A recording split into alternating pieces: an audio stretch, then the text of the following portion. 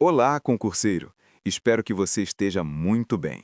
Neste bloco, nós vamos conversar sobre poder constituinte. Para começar, pense no poder constituinte como o poder de criar ou mudar a Constituição de um país. Ele não é igual ao poder legislativo, aquele que faz as leis do dia a dia. É bem diferente, porque ele é mais amplo e mais fundamental. Ele define as regras de todo o sistema jurídico e político, ou seja, ele organiza o Estado por completo. Agora, o poder constituinte tem duas grandes categorias: originário e derivado. O poder constituinte originário acontece quando um povo cria uma constituição totalmente nova, do zero. Por exemplo, depois de uma revolução ou quando um país conquista sua independência. Ele é chamado de originário justamente porque não depende de nada que já existia antes. Ele é soberano, ilimitado e criador. Alguns pontos importantes sobre ele. Ele não está preso a regras anteriores, porque é ele que vai criar essas regras, é soberano, refletindo a vontade máxima do povo, e é imprevisível. Ninguém sabe exatamente como vai ser a nova Constituição. No Brasil, um bom exemplo disso foi a Constituição de 1988. Depois do fim da ditadura, havia a necessidade de criar um novo pacto político que garantisse democracia, direitos fundamentais e reorganizasse os poderes do Estado. O poder originário também pode ser explícito ou implícito. O explícito é quando ele se manifesta de forma aberta, como em assembleias constituintes. Já o implícito é mais indireto, como quando o Congresso cria regras que acabam modificando a Constituição sem uma assembleia formal. Para fixar na memória, poder constituinte originário cria a Constituição. Já o poder derivado modifica uma Constituição que já existe, respeitando limites como as cláusulas pétreas. O originário é ilimitado e soberano. O derivado é limitado e subordinado à Constituição. No último tema, falamos sobre o poder constituinte originário, aquele que cria uma Constituição do zero, sem limites, refletindo a vontade do povo. Hoje, vamos continuar e falar sobre o poder constituinte derivado, que é um pouco diferente, mas também muito importante. O poder constituinte derivado é o poder de alterar ou complementar uma Constituição que já existe. Diferente do originário, ele não é ilimitado, tem limites claros, e esses limites estão na própria Constituição. Um conceito essencial aqui são as cláusulas pétreas. Elas estão no artigo 60 da Constituição Federal de 1988 e são normas que não podem ser alteradas nem mesmo por emenda constitucional. Por exemplo, não dá para mudar a forma federativa do Estado, os direitos e garantias individuais, a separação dos poderes, nem o voto direto, secreto, universal e periódico. Essas regras estão protegidas para garantir que os princípios fundamentais do país não sejam alterados. O poder derivado se manifesta principalmente por meio das emendas constitucionais, que estão previstas no artigo 59 da Constituição.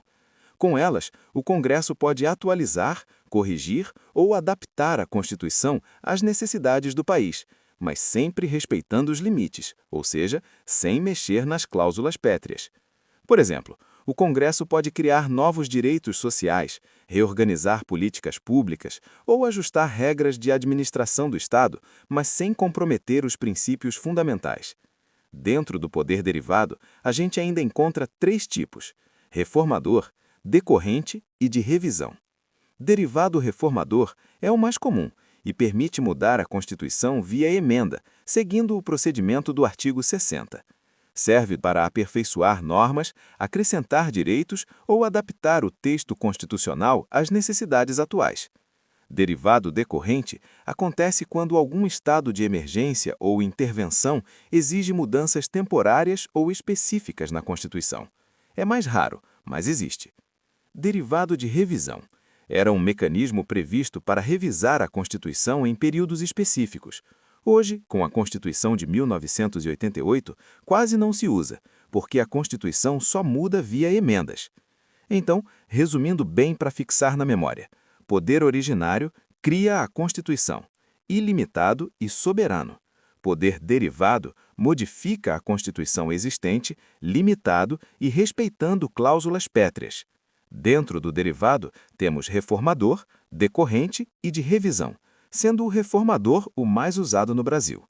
O mais importante é perceber que o poder derivado garante que a Constituição continue viva e adaptável, sem perder seus princípios fundamentais. Ele permite mudanças, mas protege os direitos básicos e a estrutura do Estado. Agora, no assunto final, vamos aprofundar um pouco mais o poder derivado, falando sobre limites, controle e exemplos práticos, aqui no Brasil. Então, vamos lá. Primeiro, é importante lembrar que o poder derivado não pode mexer nas cláusulas pétreas, aquelas regras protegidas pelo artigo 60 da Constituição de 1988. Então, ele é chamado de limitado. Mas os limites não são só materiais, eles também são formais. Todo processo de emenda precisa seguir regras específicas, como quórum mínimo de votação e tramitação no Congresso, que estão no artigo 60, parágrafo 1º. Outro ponto fundamental é que o poder derivado está sujeito ao controle do STF. Isso significa que se uma emenda ou alteração tentar ultrapassar os limites constitucionais, o Supremo pode declarar que ela é inconstitucional. Um exemplo disso aconteceu quando tentaram propor mudanças que poderiam afetar cláusulas pétreas, e o STF reforçou que essas alterações não podem ser feitas. Ou seja, o poder derivado tem liberdade, mas sempre dentro das regras. Além disso, o poder derivado é super importante para manter a Constituição atualizada.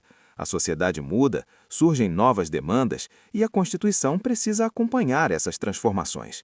Já tivemos emendas importantes sobre direitos sociais, meio ambiente, políticas de saúde, previdência e educação, sempre respeitando os limites. Para resumir de forma simples, o poder derivado tem limites materiais, as cláusulas pétreas, e limites formais, procedimentos de emenda.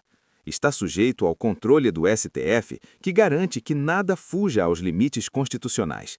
Permite que a Constituição se adapte e evolua, acompanhando a sociedade, mas sem perder seus princípios fundamentais ou a estrutura do Estado. Então, fixando bem, enquanto o poder originário é ilimitado e cria a Constituição, o derivado é limitado e aperfeiçoa a Constituição já existente. É esse equilíbrio que mantém a Constituição viva, estável e funcional, permitindo mudanças necessárias sem comprometer os direitos fundamentais ou a estrutura do Estado. Com isso, vocês agora têm uma visão completa do poder constituinte no Brasil: originário, derivado, limites, controle e exemplos práticos. E o melhor é entender como a Constituição consegue ser respeitada e atualizada ao mesmo tempo, garantindo segurança jurídica e adaptação às necessidades da sociedade. Aqui terminamos mais um bloco. Inscreva-se no canal e curta o vídeo. Até o próximo bloco!